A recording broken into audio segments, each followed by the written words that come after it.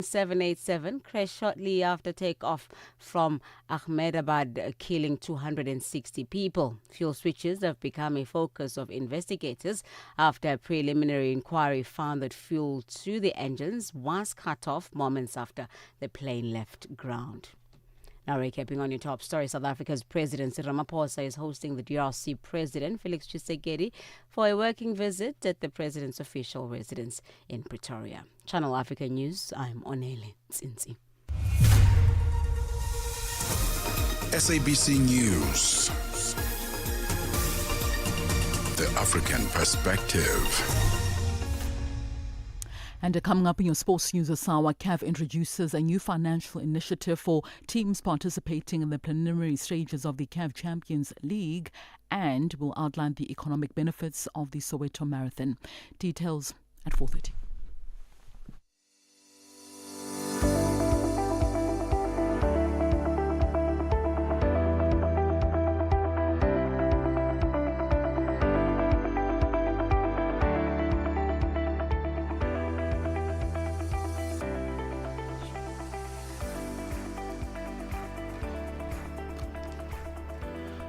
It's exactly 16:07 Central African Time. A very big thank you to Onele Titi from the news desk. Good afternoon and welcome to Channel Africa, the African Perspective. Of course, where we meet and look at the latest in business news and sport. My name is Innocent Semosa, in for Tami Ngobeni. We are broadcasting live from Auckland Park in Johannesburg, South Africa.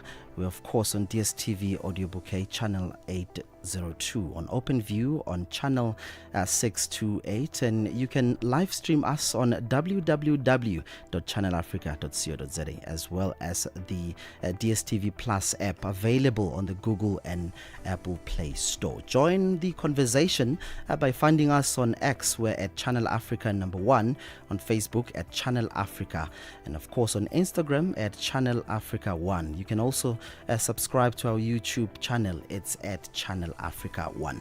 You can also send us your stories to newsroom@channelafrica.co.za, or alternatively you can call us on +2711714 4459. You can also send us your comments and voice notes to +27634069126. We love hearing from you. And of course, on your comment, please tell us which country you are in.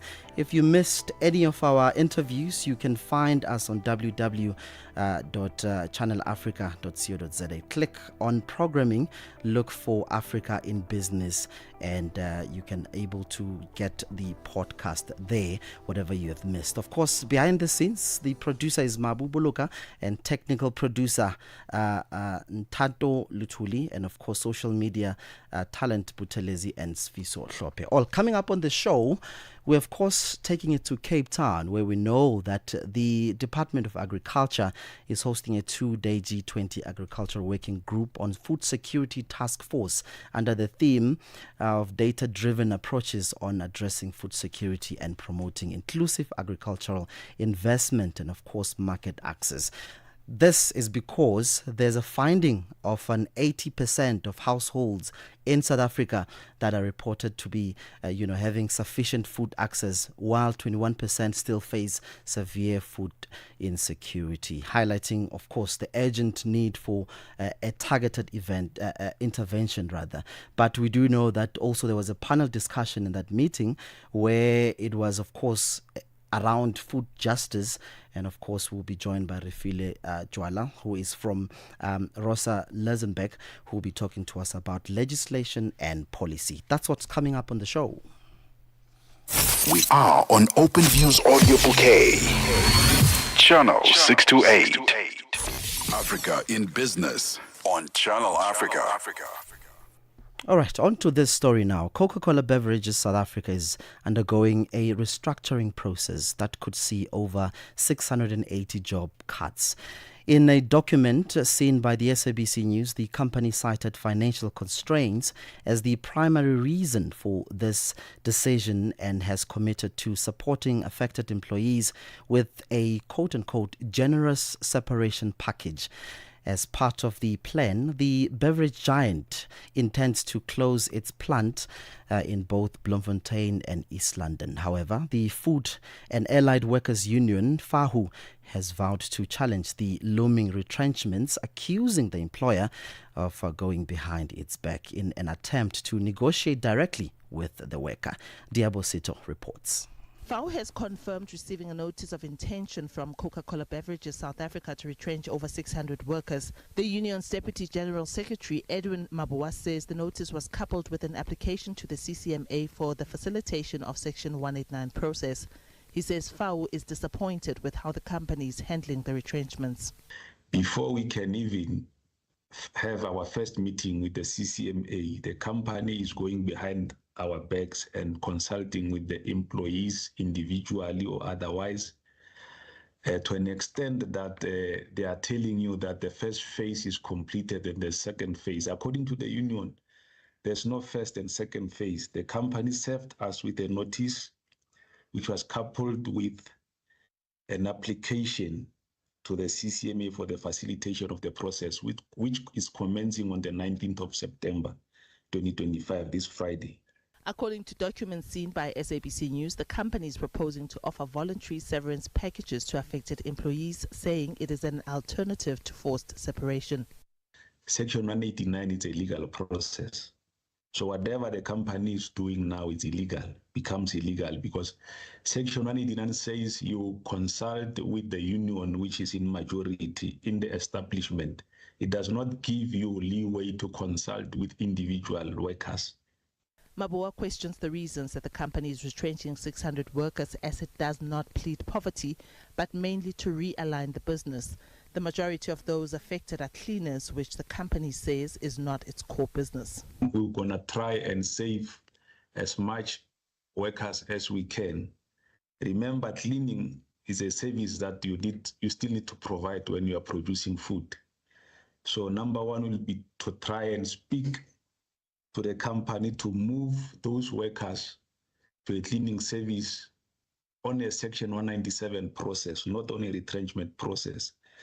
Now, number two is that we have got a problem across with the companies that were involved in merging transactions. As a result, we have invited the Department of Competition, Trade and Industry to a meeting to discuss these mergers holistically. You can remember that in 2016 or 15, the same Coca-Cola was involved in a merger. Now, in 2019, more than 200 workers were retrenched. Fast forward from 2019, today is 2025, we are going to lose more than 600 workers. Same happens in SAB, where there was a merger. Same happens in Heineken, where there was a merger. Now, we're starting to have a problem with these local companies being sold to international or foreign investors, because they are here for profits and they've got nothing for the livelihoods of the citizens of this country. Both the union and the company will be meeting on Friday with the CCMA on the way forward. SABC News has reached out to Coca-Cola Beverages South Africa, and the company had not responded at the time of broadcast. Diabo Sito, SABC News, Johannesburg. Get the news, music, and lifestyle of Africa on Channel Africa, the African perspective. G20 in Africa, exclusive to Channel Africa and SAFM, championing Africa through solidarity, equality, and sustainability.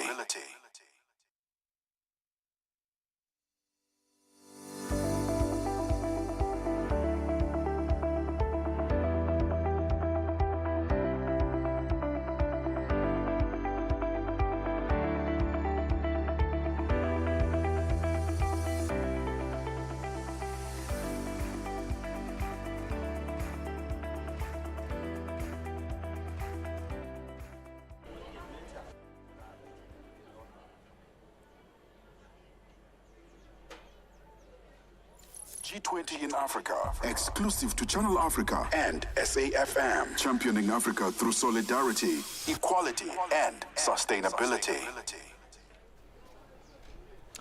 So normally it's myself and Tami Ngubeni doing it on Channel Africa. Today it's not Tami, so we've got Innocent Semosa standing in for Tami.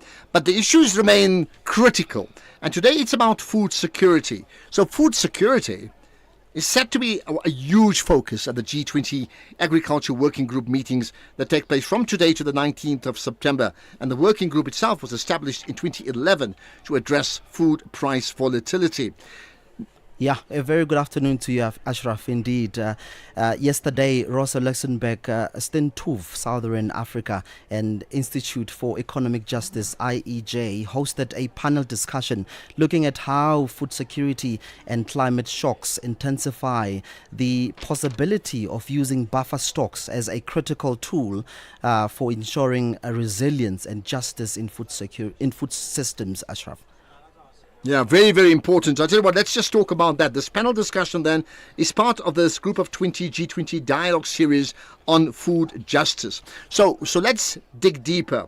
With me, we are joined by Refilwe Jawala, the Food Sovereignty Program Manager at Rosa Luxembourg Stiftung. Refilwe, appreciate your time. You're live with us on this collaboration on between SFM and Channel Africa. Good afternoon. Thanks for having me, and hello to your listeners. Yeah, thank you so much for making the time. And now let's kindly talk about what exactly are buffer stocks and how do they work in the context of food security systems? So buffer stocks are actually an age-old response to food supply that have been in existence for thousands of years. And it's basically a system in which the state and other actors create an environment that allows production and thereafter storage of yields or harvests of particular grains, with the aim of then releasing them when there is shortage of food to help bolster access and ensure food access for everybody. So it could be in the context of climate change, high food prices now in the modern age. But the idea really is to build up a stock of grains so that when there's shortage, there's capacity to respond to that. So let me come in. Various forms. Yeah. All right. So if it's that important, then here's an important issue. What are the legislative issues or legislative policy changes that would be needed to maintain and then to maintain state-managed buffer stocks effectively, keeping in mind, different states have different policies, and how do they then coordinate all of this? There are a few examples of countries that do have buffer stocks in place. China has the world's largest buffer stocks system in place, which actually accounts for more than half of the world's rice storage reserves and more than half of the world's soy and other grain reserves. Countries like India also have had a buffer stock system for many years now, and basically what it requires is for states to enable production. And in a country like South Africa, where we have a food system that is highly concentrated and corporatized, smallholder farmers don't have access to markets or even to storage facilities and infrastructure that will allow them to be able to reserve grain for when there's shortage, because buffer stocks can also happen at the farm or village and community level. So what we're proposing with this buffer stock system is that South Africa essentially creates an agency that would then support farmers with production, with inputs and so forth, but also with infrastructure for storage.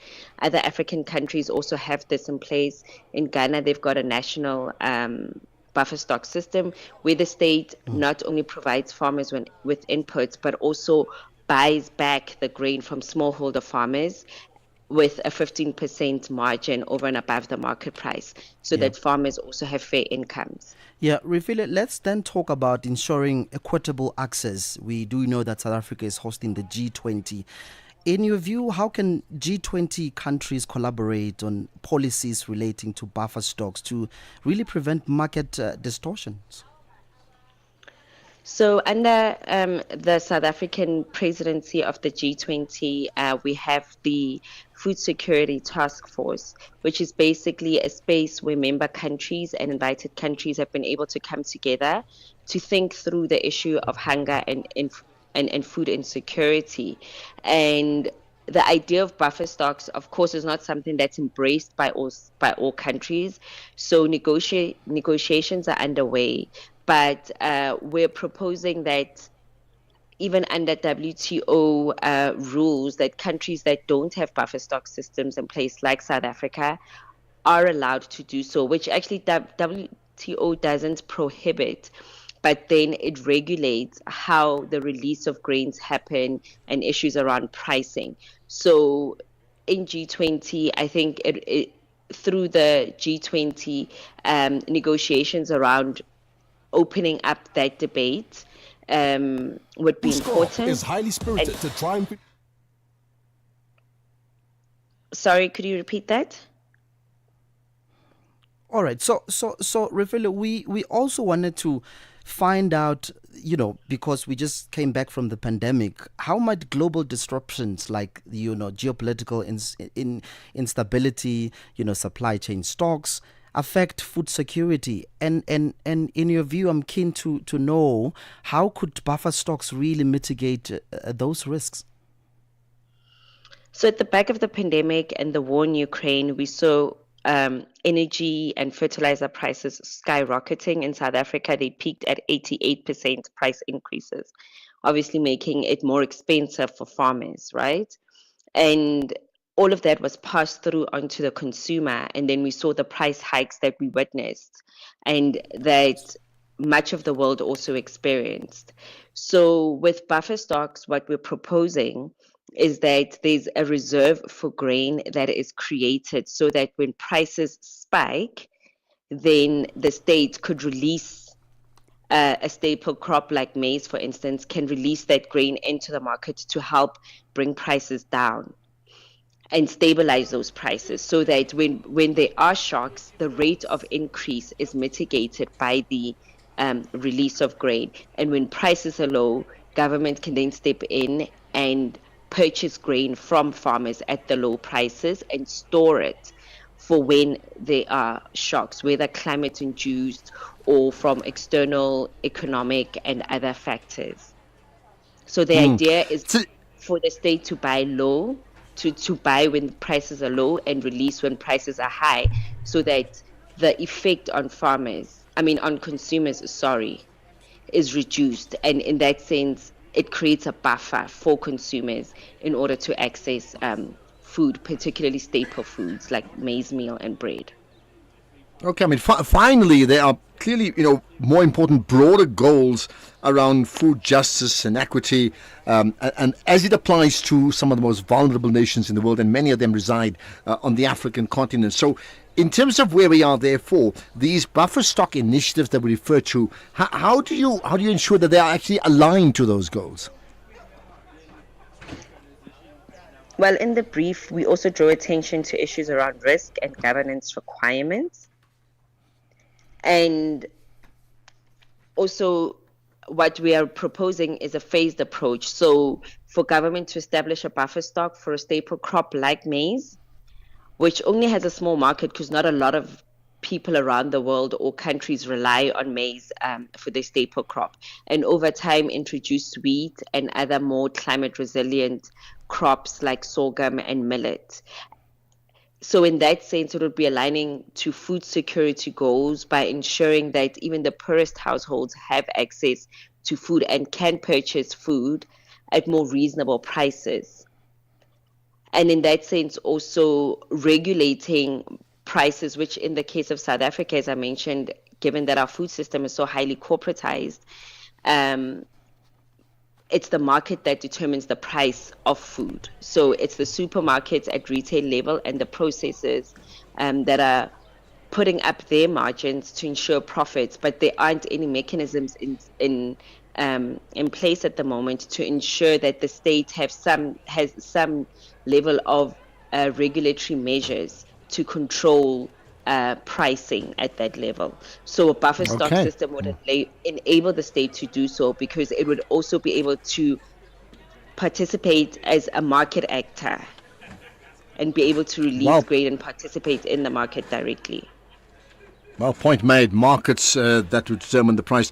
I tell you what, that's where we're going to leave it. Thank you so much for your time, Refilwe Joala, the Food Sovereignty Program Manager at Rosa Luxemburg Stifting. Very important conversation that we've had today in this collaboration between SAFM on the one hand and Channel Africa, all in the build-up to what's really, really important around G20. Thank you so much. G20 in Africa. Exclusive to Channel Africa, championing Africa through solidarity, equality, and sustainability. We are on Open Views Audio Bouquet. Channel 628. Parlez-vous couramment le français? Êtes-vous passionné par la radio? Et êtes-vous qualifié pour travailler en Afrique du Sud? Envoyez-nous votre CV et votre 3 minutes démo en MP3 à @channelafrica.co.za pour avoir une chance de rejoindre la famille Channel Africa.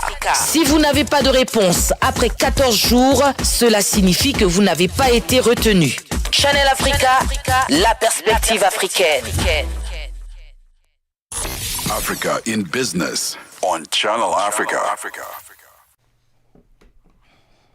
All right, let's look at this story now. The Commissioner of the Border Management Authority of South Africa, Dr. Michael Masiapato, says capacity and lack of resources are amongst the challenges faced by the Durban harbour. Masiapato and his team briefed the media in Durban after a visit by the organization's high-level delegation at the Durban port. Now, he highlighted that due to under-resource, the high volumes of goods entering the port makes it difficult for law enforcement agencies to detect the smuggling of illegal goods. Kalisake Mbetse reports.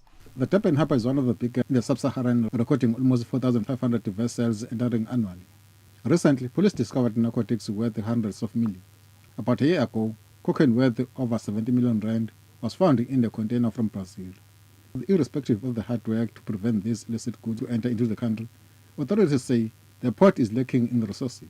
One of the other issues, colleagues, which is very much fundamental, is the nature of the challenges that the colleagues are actually dealing with on the ground, and most of those challenges are purely based on the realities of capacity. We talk about human resource capacity, but also other critical capacity like tools of trade, which actually include things like your scanners and all of those kind of things. But we are fairly taking all of these issues, obviously, into what we call the Border Technical Committee of Directors General, which is basically chaired by the Commissioner of the BMA, and get these particular issues deliberated on and be able to make sure that the interventions are brought on the table.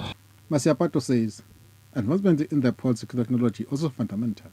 So if you were to look even in terms of what we have here, you will realize that we are a bit in an old technology from a scanning point of view, and that is why we are looking at making sure that there is an investment in a very robust latest technology from a scanning point of view, so that we can be able to scan larger volumes in terms of the cargo as it enters into the Republic. And that is the most fundamental issue that we are actually looking at. If we can then be able to have very robust latest technology-based scanners lined up, the issue of the large volumes will effectively be dealt with, and that is not going to be a problem.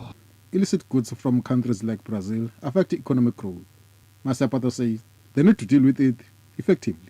We have to then make sure that we put more stringent measures to be able to pick up illicit goods, that some of them had actually been entering the jurisdiction through this particular port, and they have actually been continuing to compromise the growth of our formal economy on the basis of the movement of illicit goods into the Republic. It is on that basis that we are looking at ensuring that we bring more capacity into this port, particularly in terms of the scanning capacity, so that we can be able to detect most of those illicit goods that are being attempted to be brought into the country. That is actually not only the issue, but as you will know, we also have challenges regarding issues of the movement of narcotics. And in this particular instance, we do know this port is also one of those that is actually utilized for that particular reality. And on that basis, we should be able to take these matters forward. I'm Kalasa Kampenza in Durban. Africa in Business on Channel Africa. All right, now let's go to Bontle Headbush for market indicators. Bontle, a very good afternoon to you. Business news on Channel Africa. The African perspective. Very good afternoon to you and our listeners. And our last look at the indicators this afternoon. $1 is trading at 17 Rand 36 in South Africa. In Botswana, it's trading at 13 Pula 11. Namibia, 17 Namibian dollars 36. The Zambian kwacha is trading at 23 kwacha 40 this afternoon. In Kenya, the dollar is trading at 128 shilling 40. In Ethiopia, 144 birr 18. Uganda, 3,477 shilling. And in Tanzania, it's at 2,461 shilling. $1 in Nigeria is trading at 1,490 naira today. In Egypt, the dollar is trading at 48 Egyptian pound and 9. In Tunisia, at 2 dinar 88. Algeria, 128 dinar 53. In Morocco, the dollar will cost you 8 dirham 86. In Angola, it's trading at 912 kwanza, while the Congolese franc is trading at 2,790 to the US dollar this afternoon. Looking at commodities, gold is trading at $3,634 per ounce. At $1,379 per ounce, while Brent crude oil is at $68 a barrel at this hour. And those are your indicators. For any business stories you'd like to share with us, please send an email to newsroom@channelafrica.co.za or call us on +2711 714 4459 for Channel Africa Business. I am Bontle Headbush. Business news on Channel Africa.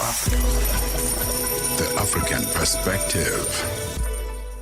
Tell you what, it looks like one of the biggest teams in the continent, in Kaizer Chiefs, has dropped points, and that was a mistake. Musibudi would agree.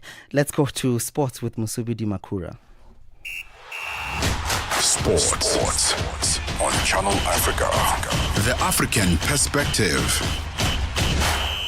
All spoken like a true Amakosi supporter. Are we innocent? Do not put me in the mix of things, please. I'm here to be objective in every way possible, and that's why we're starting our sports bulletin this hour with this story. So the 2025-2026 season of the Total Energies CAF Champions League officially gets underway this Friday. That's tomorrow, by the way, with the kickoff of the preliminary stages of Africa's premier continental club competition.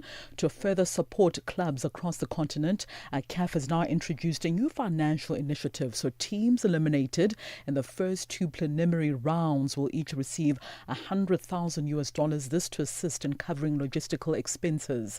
Now, this measure is designed to encourage broader representation as well as strengthen the foundation of the competitions, including the CAF Confederation Cup. On to athletics news now. Over $8.5 million in prize money will be dished out by World Athletics during the ongoing 9-day competition out in Tokyo, Japan. The action-packed program features 49 events, so 24 each for male as well as female competitors, as well as the mixed 4x400 meter relays, which was then taken out by the USA, or rather taken by the USA on the opening night last week, Sunday. So the winners of individual events this week will collect $70,000 for their efforts, while teams that prevail in the relay competitions will earn $80,000. Every reaches the final 8 of their respective event will also get some form of prize money. Now, the prize money in Tokyo is identical to what the offer rather was at the last edition of the World Championships in Budapest, Hungary, about 2 years ago. Back in 2025, or rather in 2025 this year, the gold medal winners at the Diamond League regular series meets received $10,000, while those who triumphed in the Diamond League final won $30,000. Now, Diamond as well as events offered $20,000 to regular series wins, as well as $50,000 for prevailing in the final. In addition to the prize money that is up for grabs, $100,000 is on offer for any athlete who sets a new world record during the competition. Back home now, South Africa's Soweto Marathon has gone a long way towards enhancing the economy in Soweto. The People's Race, as it's officially known, will take place now on the 29th of November in South Africa's popular township of Soweto in the Gauteng province. Now, Sibusiso Khumalo from Africa Bank, the title sponsors of the race, elaborates further on the economic benefits of hosting the Soweto Marathon. But it's also a race about the economy of Soweto. That's so important, the township economy. We want money coming from outside of Soweto into Soweto. And that's what over 30,000 people who decide to run the race do for Soweto. Meanwhile, Athletics South Africa's president James Mloyi speaks about how tourism is about to be boosted in the township. But it's also a race about the economy of Soweto. That's so important, the township economy. We want money coming from outside of Soweto into Soweto. And that's what over 30,000 people who decide to run the race do for Soweto. All right, apologies for that wrong sound. We actually meant to play James Mloyi, the president of Athletics South Africa, just speaking about just how tourism in the township is likely to be boosted on the back of Soweto hosting, of course, the People's Race, one of the most popular township marathons around the world, now taking place officially on the 29th of November. So that's how we conclude our sports news at this hour. For any sports stories you'd like to share with us, our email address is newsroom@channelafrica.co.za. Alternatively, give us a call. Our newsroom line is +27 11714 4459. It's 16:37 p.m. Central African Time. More sporting updates tomorrow morning on Africa Rise and Shine. As always, for Channel Africa Sport, I am Mosibudi Makura.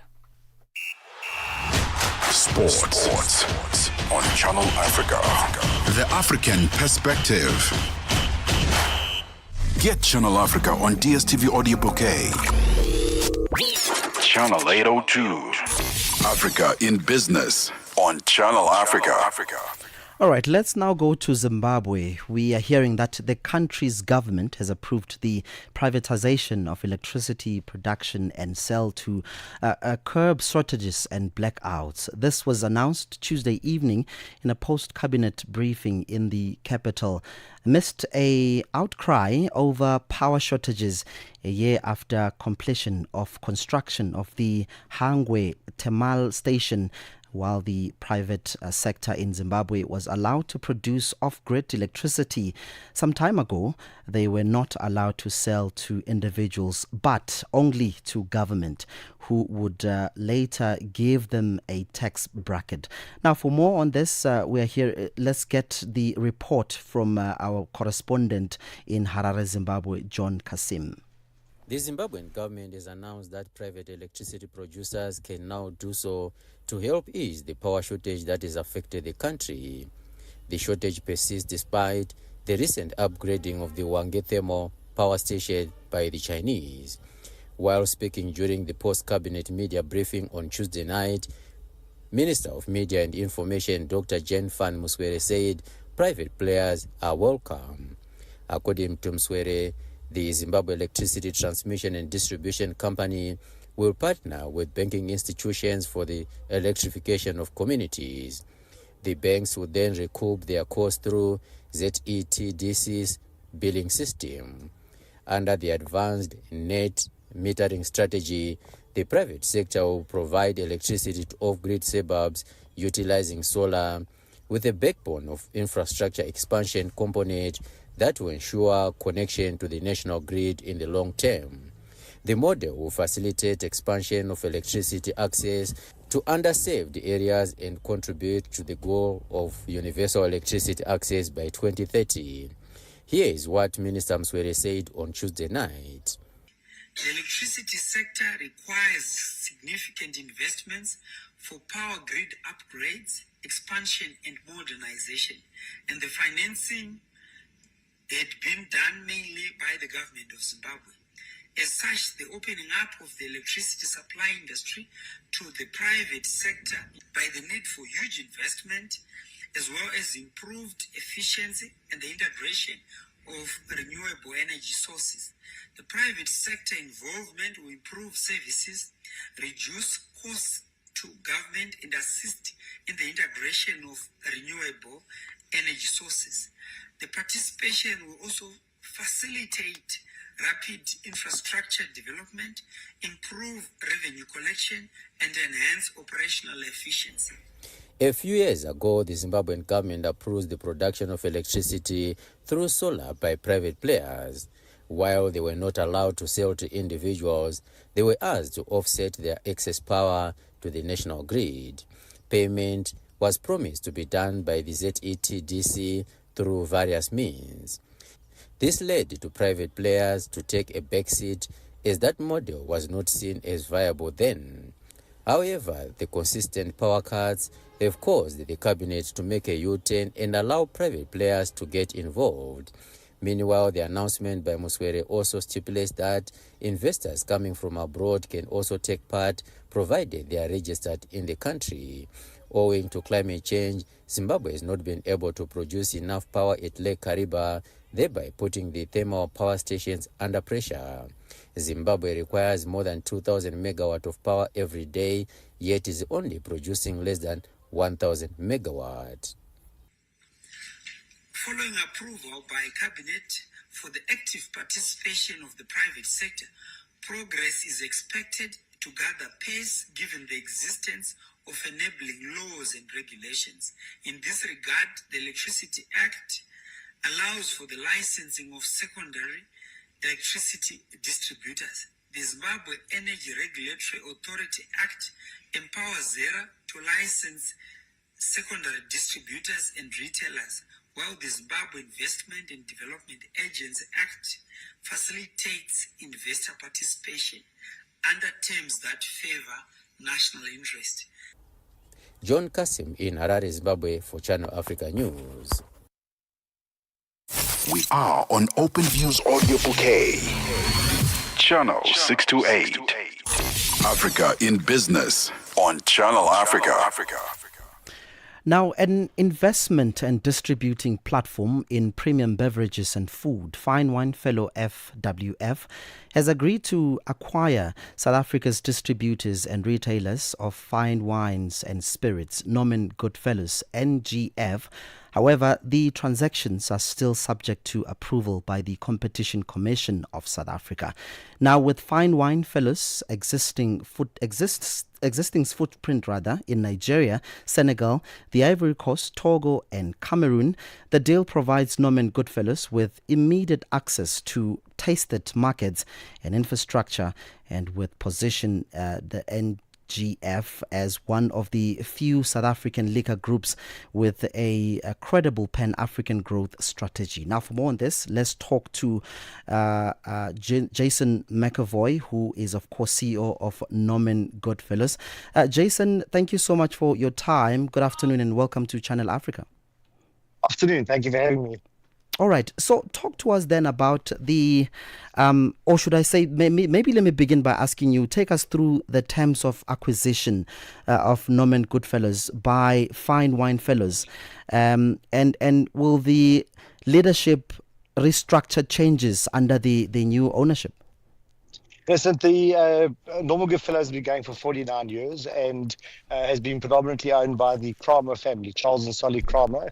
And I've been there for 17 odd years as an owner.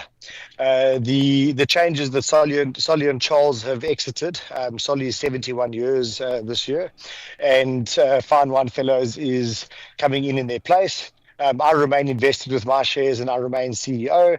So in terms of leadership, it would be a change in board and executive chairman for the business. Yeah.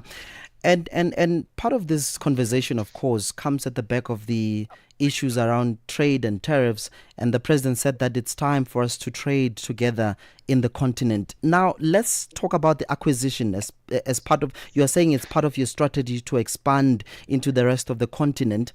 What are the demands and trends for fine wines in the and spirits in the target African markets? And other than countries, fine wines fellows, have footprint on other countries in the continent? And with countries, which countries, and are you making progress? Do you see yourself going into other African countries? Yeah, so we've actually been very interested in getting into Africa and been approached many times, but going into Africa without infrastructure, without local knowledge, can be very risky, and we've seen very big retailers not succeed in Africa. So with partnering with Fine Wine Fellows, where they've already got infrastructure in 8 countries and are expanding to another 2 countries early next year, it gives us 2 things. It gives us the ability to use the infrastructure, and they've got local knowledge and understanding of how the markets work. So we're very excited about this. Yeah. Jason, you and I agree that 50 years is a long time. I mean, Norman Goodfellas has been around for nearly 50 years. How will the legacy of NGF be preserved under the ownership of the Wine Fellow? And are we likely to see a market repositioning, product mix, and also brand identity? Definitely not. One of the things that Fine Wine Fellows found attractive about Norman Goodfellows was its heritage and brand, and the brand will continue as it is. Norman Goodfellows, established 1976, fine wine and spirit merchants, and we operate in the retail space, which we're most known for. However, our redistribution, which is supplying hotels, restaurants, pubs, and clubs, is the largest side of the business. And then for 3 years now, we've actually been supplying the same customers, hotels, restaurants, pubs, and clubs, with food as well as beverage, which makes us differentiates us from our competitors. Yeah, and Jason, we're in a country that is faced with a lot of social ills, and one of them is unemployment. And the question then is, will your employees be affected by this move, as you said, to slide into the rest of the continent? Only with opportunity, nothing negative. So in terms of our existing business, we're going to carry on. We're going to expand within South Africa geographically, especially with retail. And then there would be opportunity for our employees into Africa, where we can take people who know our values and our service. And, we're very much experiential. So you can go to a liquor store within, probably in most major metros, in a 3-kilometer radius, you'll find a liquor store. We're not that. We're a destination, we're experiential. Our staff are experienced and knowledgeable, and we've got over 10,000 products that we stock in our business. Yeah, maybe perhaps share with us some of the challenges that are facing the sector, and also, are you seeing commitment from our leaders in terms of supporting the sector itself? So the retail sector, we don't really measure ourselves against the big guys, because they're about convenience and we're about destination. In the redistribution, we rely on the demand in the on-con sector, so restaurants, on consumption, and the economy is challenging. People are spending less, and in the last quarter, we've seen some green shoots with things improving. But I think a lot can be done in terms of the leadership supporting the sector. How would you attribute those green shoots? You're saying in the last quarter you did well. How would you attribute them to? I think that the low interest rates are helping, and I think that where we now, so in the first quarter of this year, there was a lot of negative sentiment with respect to increase in VAT and things like that. So first quarter wasn't great. Second quarter, things settled, and third quarter, we're seeing a bit more growth. Yeah, Jason, you sound excited about this move. Congratulations, and thank you so much for coming onto the show. Thank you very much. Have a good evening. All right. There you have it. That was CEO of Norman Goodfellas, Jason McEvoy. Africa, meet Abedi. Yeah, that's me. Abedi is a music lover through and through. I really love African music. He's got a taste for all kinds of tunes. Spends his days listening to Channel Africa. Guess what? He didn't know. Okay. Channel Africa wants to help Abedi and all music lovers everywhere to discover even more incredible music. That is why Channel Africa is calling on all African musicians to submit their music. Musicians, remember to give us all your relevant information. Make your submissions at music@channelafrica.co.za. Submissions are your chance to be heard on radio. But sadly, they do not guarantee that you will be playlisted. All submissions will be carefully reviewed to see if they meet our station's requirement. Channel Africa, the African perspective. We are on Open Views Audio Bouquet. Channel 628. Africa in Business on Channel Africa. Now, South Africa's ANC and its allied organizations have reaffirmed their commitment to unity. ANC President Cyril Ramaphosa, they are said that the trade unions, of course, that's COSATU, and leaders that is Zingiswa Losi, and South Africa's Communist Party SACP head Solima Paila appeared together at COSATU's 8th Central Committee meeting underway in Benoni, of course, in Johannesburg. This, of course, we know that it's mean the gathering review progress on solutions from the federation's last Congress, while they're also addressing the ongoing tensions within the alliance. And Debo Mugobo reports.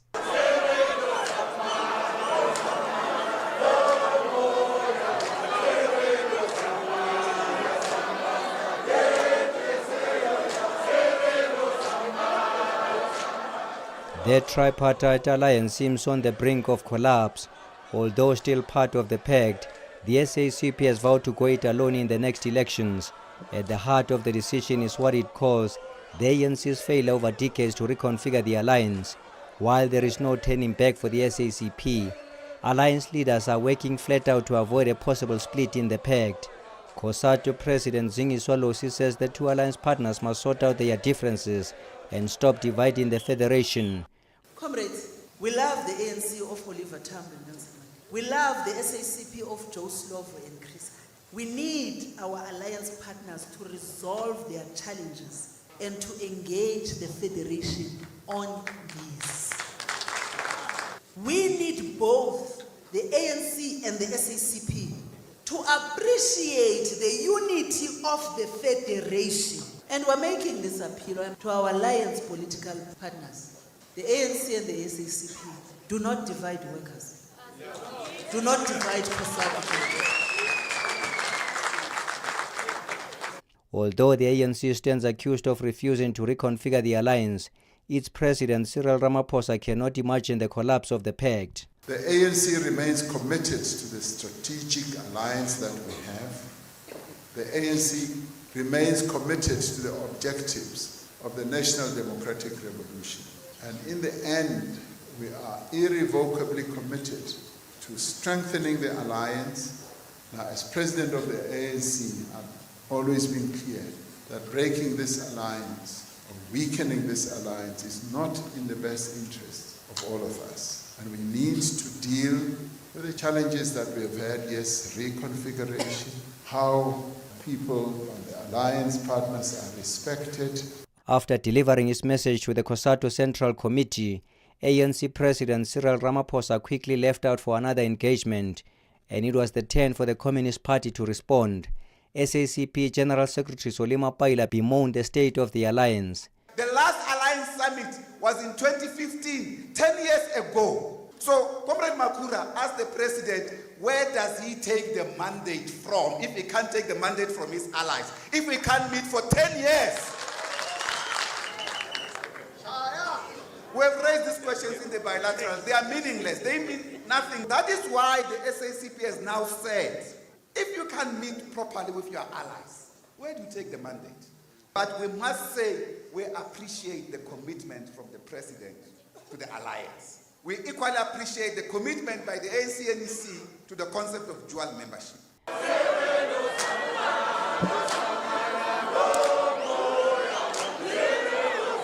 The COSATU gathering will end later today with the hope that the ANC and the SACP will find each other in their next bilateral meeting. I am Tebo Mokobe in Johannesburg.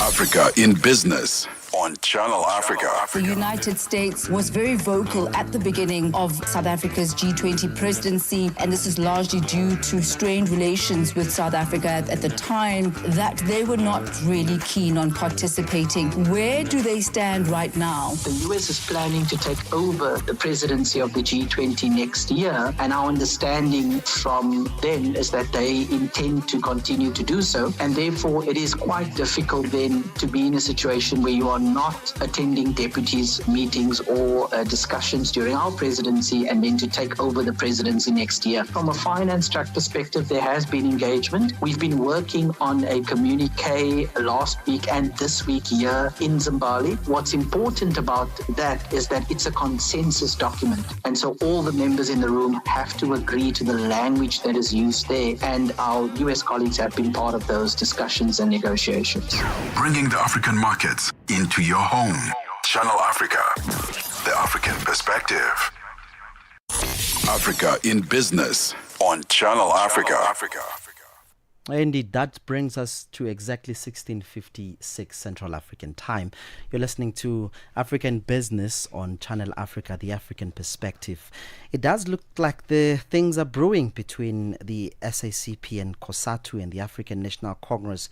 You would recall that the South African Communist Party vowed that they're going to contest the elections independent of the ANC, and it does look like the ANC is losing more infrastructure on the ground, and this does not look good. But also the question is, how is it this dual membership going to work? Because I mean, if you're campaigning, you're supposed to wear a particular regalia, so that is going to be very much confusing. But we know that Ntebo, SABC correspondent, will bring us to speed with that later this week to see whether or not they are finding each other. But also we had that story about Coca-Cola Beverages South Africa that is undergoing a restructuring process.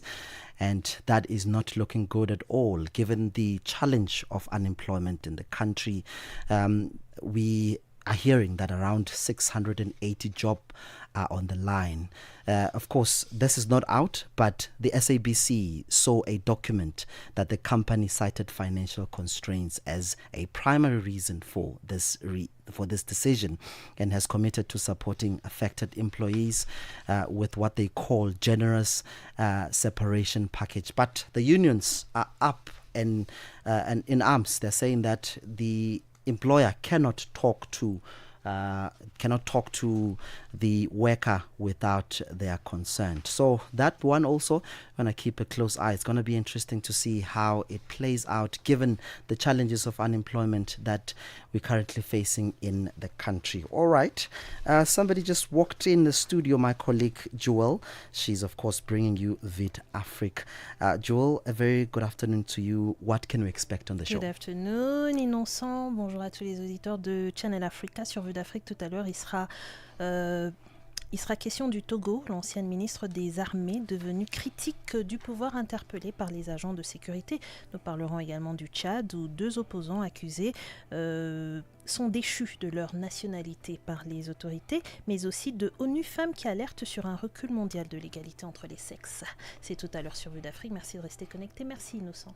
All right, that's Joel coming to you next with Vite Afrique. If you have missed any of our interviews, you can find them on www.channelafrica.co.za. Click on programming, look for Africa in Business, and you can find a podcast of your choice. Well, that's my lot on this installment of Africa in Business. From myself, Innocent Semosa, on behalf of the team behind the scenes, it's goodbye and God bless.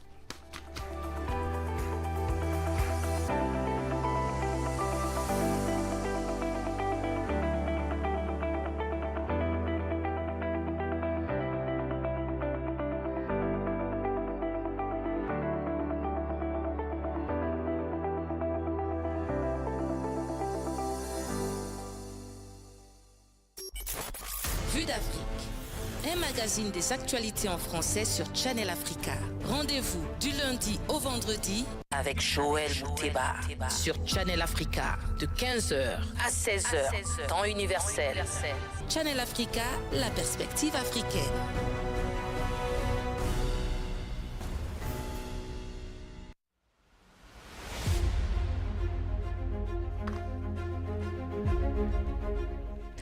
Bonjour à tous et excellentes conditions à l'écoute de Canal Afrique, la perspective africaine de l'information qui émet depuis nos studios d'Auckland Park de Johannesburg, en Afrique du Sud. Je suis Joël Mouteba à la présentation et tout de suite, voici les principaux titres à la une de l'actualité sur Vue d'Afrique. Au Togo, l'ancienne ministre des Armées devenue critique du pouvoir interpellée par les agents de sécurité. Nous ferons un petit tour au Tchad où 2 opposants sont accusés notamment d'intelligence avec les puissances étrangères et ces opposants sont déchus de leur nationalité par les autorités.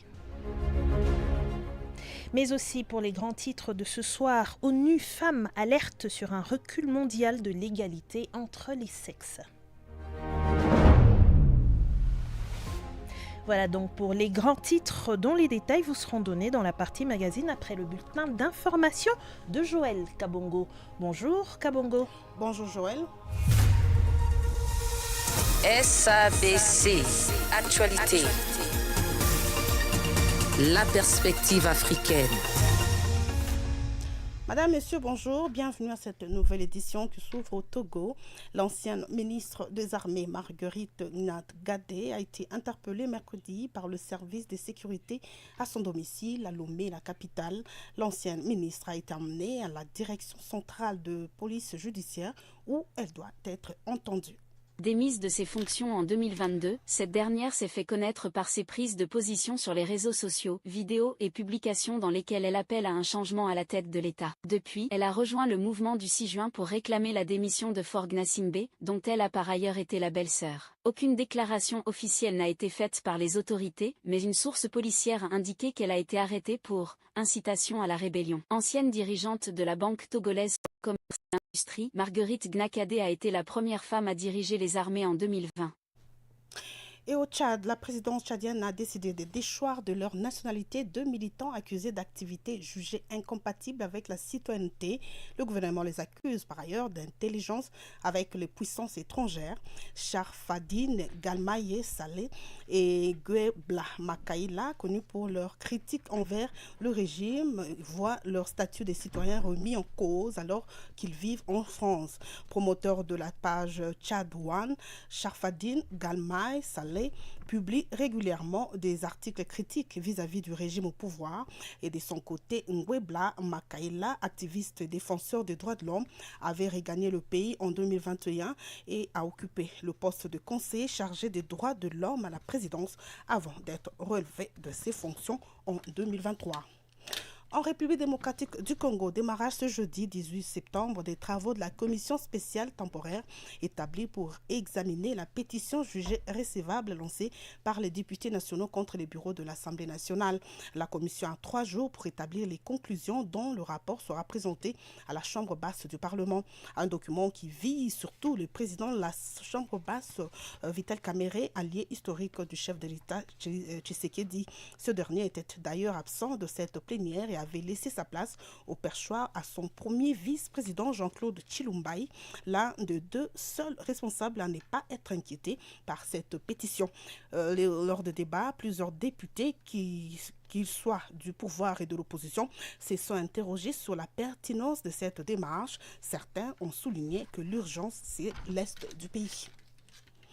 Et puis au Mali, les forces maliennes ont mené mercredi une opération de surveillance aérienne dans la région de Kidal, neutralisant ainsi plusieurs individus et détruisant du matériel. Selon l'état-major général des armées, un véhicule pick-up suivi Chencheni a été ciblé.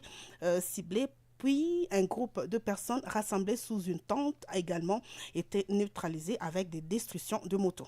L'armée précise que la traque des groupes armés se poursuit sur l'ensemble du territoire, particulièrement dans les régions septentrionales où l'insécurité demeure élevée. Cette intervention survient dans un contexte sécuritaire tendu affectant également les corridors d'approvisionnement en hydrocarbures. L'attaque la plus récente, survenue le 14 septembre entre Lakamane et Kanira sur l'axe stratégique Keiba-Mako, a entraîné la destruction de plusieurs camions-citernes, revendiqués par le groupe de soutien à l'islam et aux musulmans. Nous bouclons au Kenya. Des anciens combattants Mau Mau du comté de Meru, dans le centre du pays, ont porté plainte contre la Commission nationale kenyane des droits de l'homme et de l'égalité. Cette plainte a été déposée mardi par ces anciens guerriers issus d'une rébellion qui a combattu le colon britannique de 1950 à 1960 et leurs familles. D'après la plainte, ils accusent le premier président Jomo Kenyatta d'assassinat et de torture et de brutalité. Les faits dénoncés se sont passés entre 1961 et 1965. Après l'indépendance intervenue en 1963, les plaignants dénoncent une véritable